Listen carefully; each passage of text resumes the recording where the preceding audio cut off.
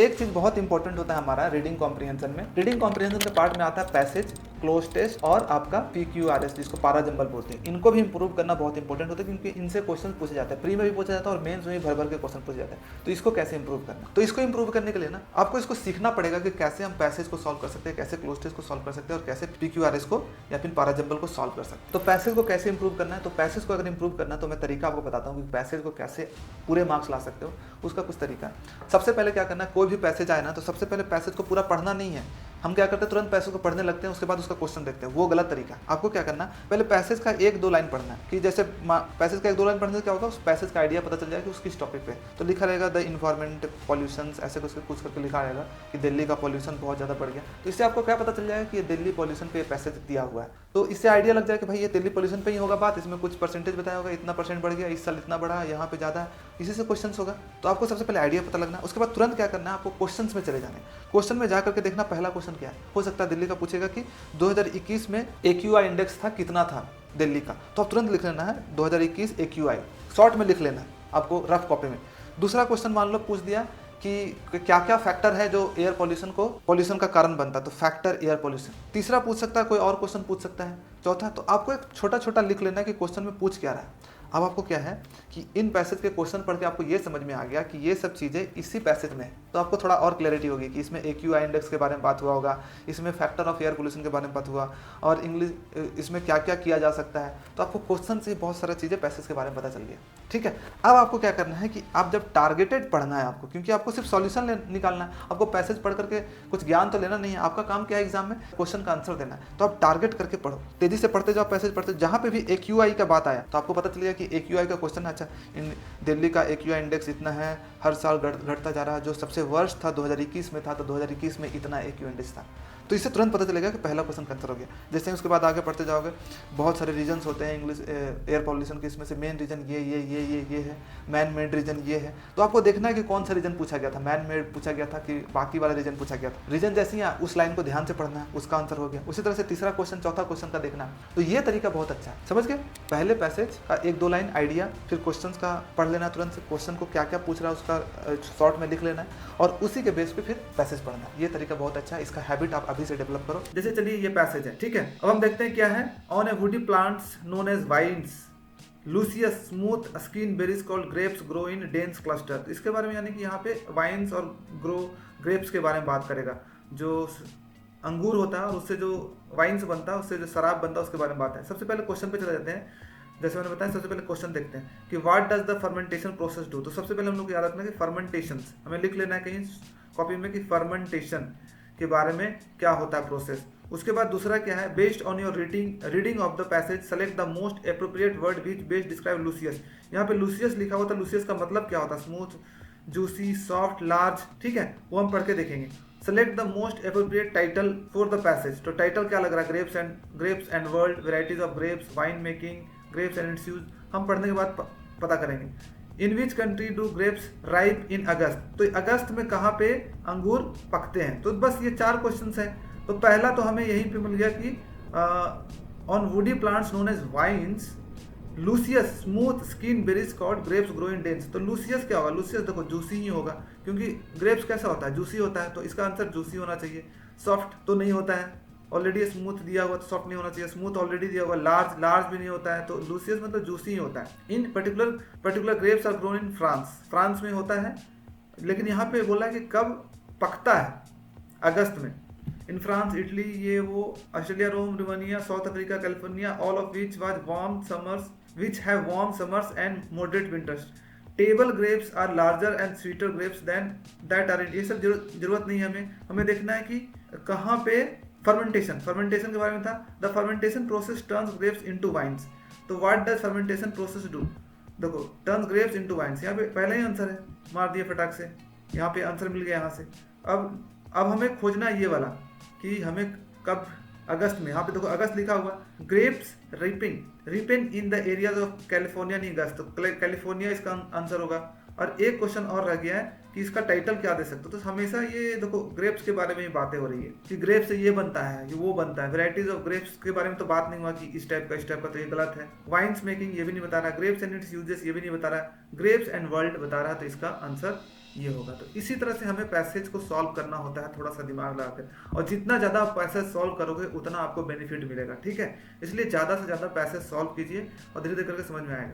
ये बुक जो है, ये जो PDF है मेरे पास, न्यून पब्लिकेशन का जो बुक है, पैसेज का बुक है, इसका जो PDF है मैं ग्रुप में, टेलीग्राम ग्रुप में डाल दूंगा, ठीक है। आप वहाँ से प्रैक्टिस कर सकते हैं इसको, बहुत सारे पैसेज दिए हैं, आप वहाँ से प्रैक्टिस इसको कर सकते हो, ठीक है। डिटेल में पैसेज कैसे सॉल्व करना है मैंने इस पे वीडियो भी बना दिया, बहुत पहले बनाया था, ये वीडियो आप देख सकते हो। अब चलते हैं क्लोज टेस्ट पे। तो क्लोज टेस्ट पे क्या है, क्लोज टेस्ट में भी एक रूल फॉलो करना है, तभी आपका क्लोज टेस्ट सही हो पाएगा, ठीक है। हम क्या करते हैं, क्लोज टेस्ट बनाते हैं। क्लोज टेस्ट में क्या होता है, बीच बीच में फिल इन द ब्लैंक्स होता है। एक पैसेज दिया हुआ है, पहला लाइन पढ़ते हैं, उसके बाद कुछ ब्लैंक है तो हम 4 ऑप्शन देख करके भरने की कोशिश करते हैं, अच्छा इसमें क्या होगा, तुरंत उसी समय। फिर दूसरा लाइन पढ़ते हैं, उसमें भरने की कोशिश करते हैं 4 ऑप्शंस में। ये गलत तरीका है, आपको ये नहीं करना है। आपको क्या करना है, पहले एक बार क्लोज टेस्ट को पूरा कंप्लीट पढ़ लेना है, ठीक है। मतलब फिल इन द ब्लैंक्स को छोड़ करके एक बार पूरा पढ़ लो कंप्लीट, तेजी से पूरा पढ़ लिया, फिल इन द ब्लैंक्स को छोड़ दो। जैसे कोई भी टॉपिक पे है तो आप पढ़ोगे पूरा, फिल इन द ब्लैंक्स को छोड़ दो, आप पूरा पढ़ोगे, लास्ट तक आपको समझ में आ जाएगा कि हाँ चलो ये ग्लोबल वार्मिंग के दिया हुआ, ग्लोबल वार्मिंग पे ये पैसेज है, या फिर किसी फिलॉसफी के ऊपर है, या फिर कोई स्ट्रेस के ऊपर है। तो कोई पैसेज आपको पढ़ करके आइडिया हो जाएगा कि किस टॉपिक पे है, उसमें क्या क्या चीज़ें बात हुई है। फिल इन द ब्लैंक्स रहेगा, फिर भी आपको आइडिया हो जाएगा कि किस चीज़ पे बात हो रही है। अब जब दोबारा, पहले बार में एकदम तेज़ी से पढ़ना है, फटाक से, फटाफट, कुछ नहीं सोचना है कि इसका ऑप्शंस क्या दिया हुआ देख लेते हैं। दूसरी बार जब पढ़ लिया एक बार, तब दूसरी बार जब पढ़ दो, आपके मन में आइडिया बन गया, तब आप पढ़ना शुरू कर दो तेज़ी से, और एक एक करके फिल इन द ब्लैंक्स को देखो कि यहाँ पे क्या फिल हो सकता है, यहाँ पे क्या। ऐसे अगर आप सॉल्व करोगे तो आपको पैसेज क्लोज टेस्ट है पहले से ज़्यादा एक्यूरेसी से सॉल्व होगा और ज़्यादा सॉल्व कर पाओगे।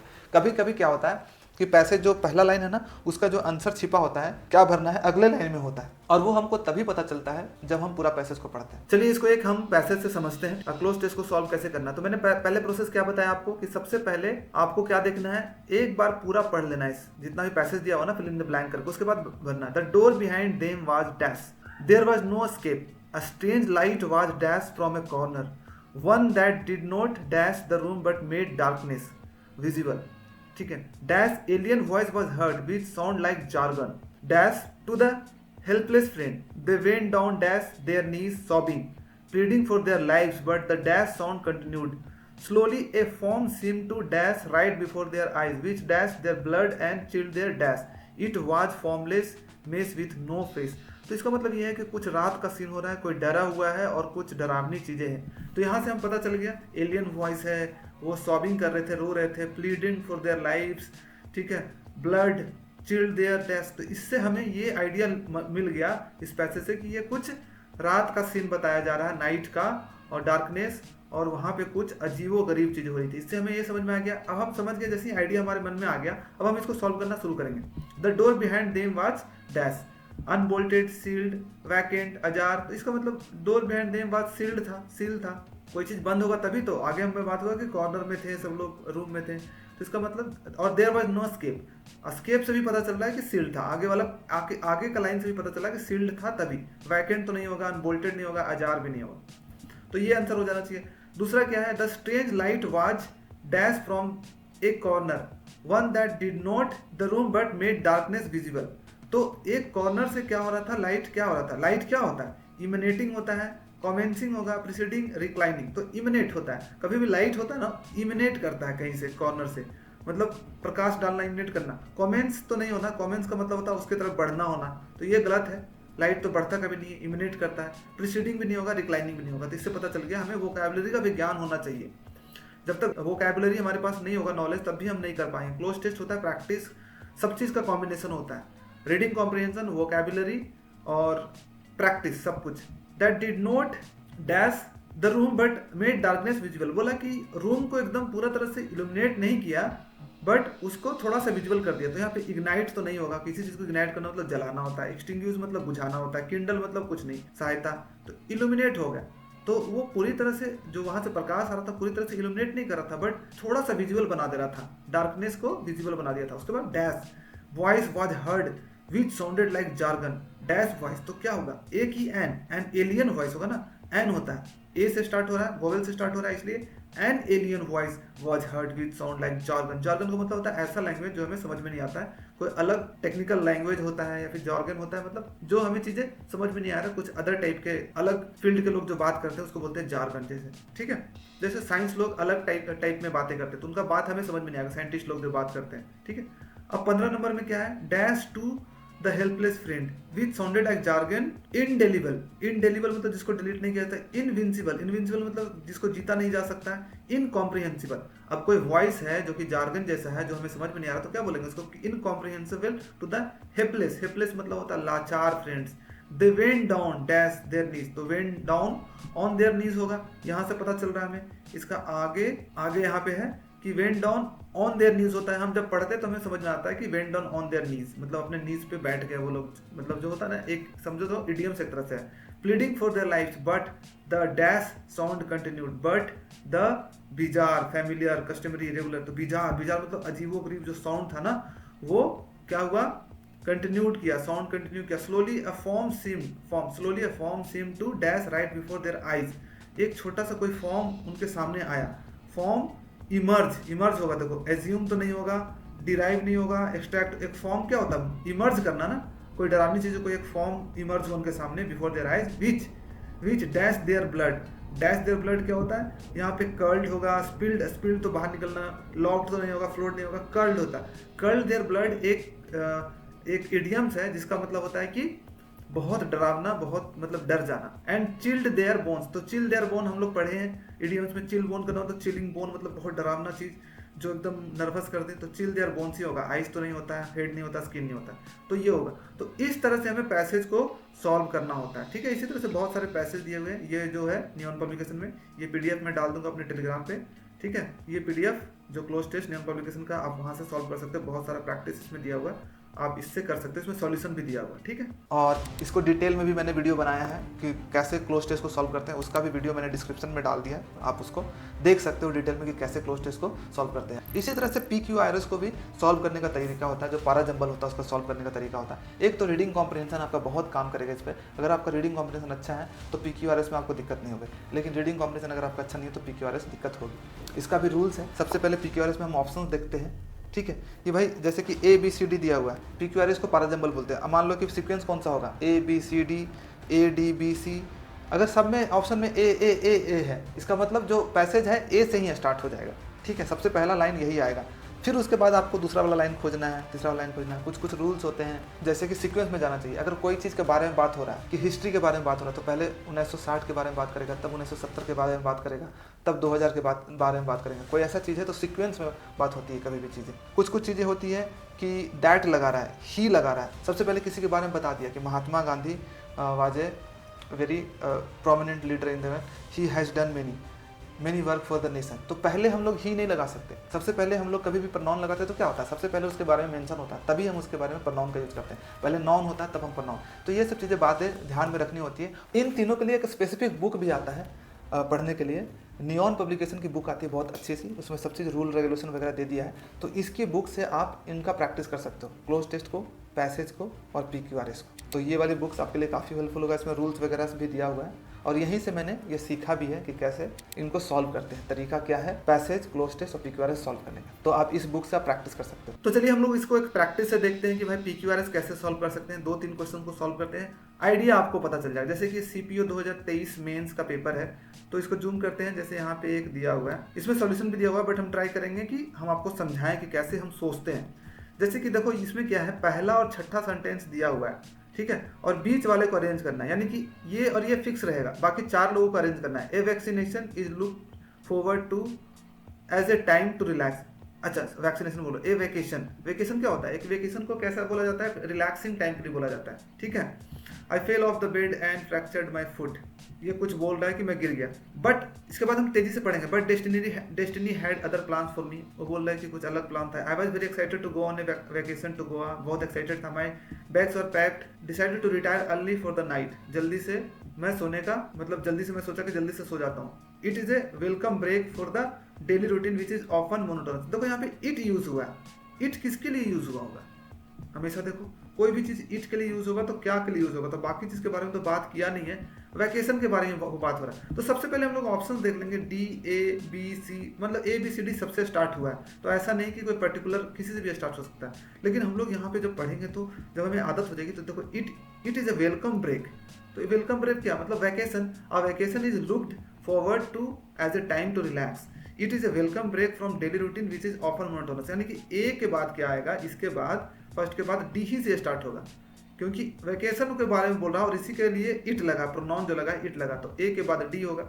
डी से कौन सा स्टार्ट हो रहा है, यही एक ही सेंटेंस स्टार्ट हो रहा था, आंसर इसका मतलब यही होगा और कोई हो ही नहीं सकता। ठीक है, डी के बाद क्या देगा, बी।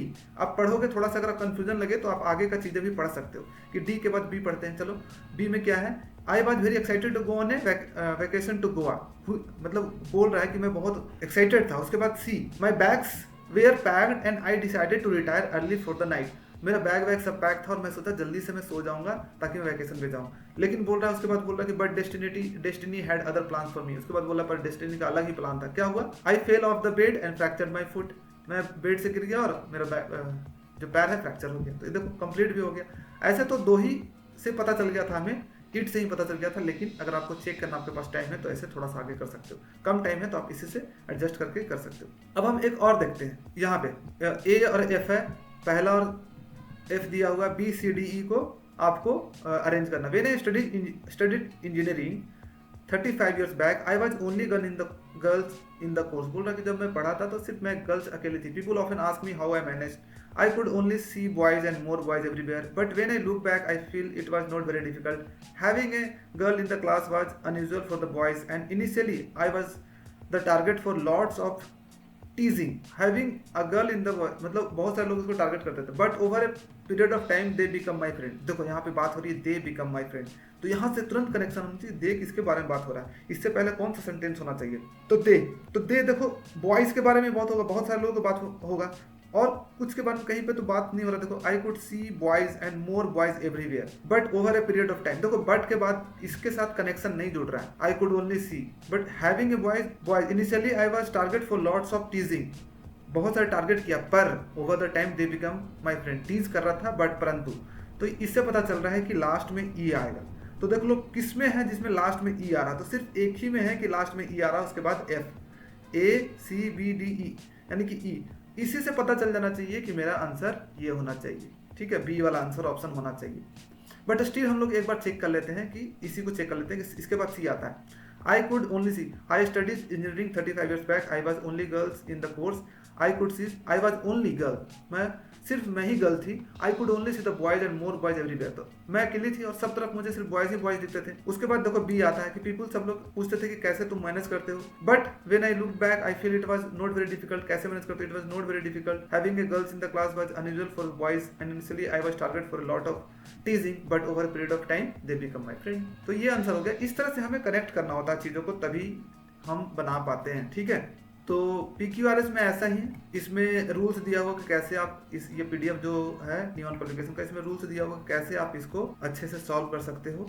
तो ये वाला जो PDF है मैं डाल दूंगा, इस पर भी मैंने एक वीडियो बना दिया कि कैसे PQRS को सॉल्व कर सकते हो, तो वो भी वीडियो लिंक डिस्क्रिप्शन में मिल जाएगा। आप एक बार उसको देखना, एक बार देख लो और उसी हिसाब से जितने भी PQRS है उसको फॉलो करने की कोशिश करें। ठीक है, तो ये है। तो आई होप कि आपने देख लिया होगा कि कैसे आपको प्रैक्टिस करना है, लेकिन आपको ज़्यादा से ज़्यादा प्रैक्टिस करना पड़ेगा, तभी आप इसको इम्प्रूव कर पाओगे। ऐसा नहीं कि आप अभी ये स्टार्ट करोगे और 10 दिन के बाद 15 दिन के बाद आपका पैसेज, क्लोज टेस्ट और जो PQRS है इम्प्रूव हो जाएगा। आपको कम से कम 3 महीने 4 महीने आप प्रैक्टिस करोगे, 300 400 500 अगर आप पैसेजेस, क्लोज टेस्ट और PQRS सॉल्व करोगे, तब धीरे धीरे करके आपको आइडिया लगेगा। और सभी क्वेश्चंस को बनाने के बाद आपको सोचना है कि मैं कहाँ पे गलत कर रहा था, कहाँ पे मैं ज़्यादा इंप्रूव कर सकता हूँ, अच्छा इसका क्या तरीका था, दूसरे में मैं कैसे सेम चीज़ को अप्लाई कर सकता हूँ। तो वो साथ साथ चीज़ें होते रहती हैं, तो आपको ज़्यादा से ज़्यादा प्रैक्टिस करना पड़ेगा। जो मैंने आपको रूल्स बताएं उसको अभी से फॉलो करना शुरू कर दो, एक प्रैक्टिस हैबिट बना लो और उसी से बार बार फॉलो करोगे तो देखोगे कि चीज़ें धीरे धीरे करके स्मूथ हो जाएगी। ठीक है, स्टार्टिंग में हार्ड लगेगा ये चीज़ें,